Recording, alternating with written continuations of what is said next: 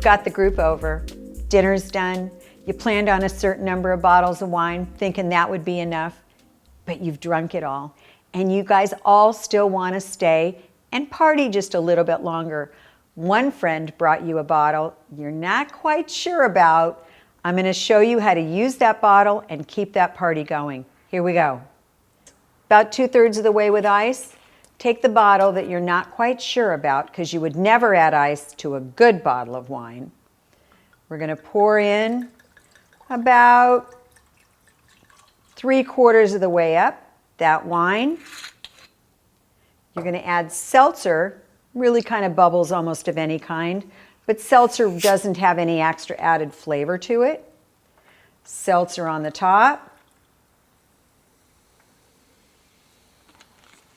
If you want to be fancy, you're going to drop in 1 or 2 drops of bitters. Add a little bit of flavor to what you're just not quite sure is going to be okay. And a slice of citrus. A little bit of a wiggle to get those bitters going. And you can keep your party going.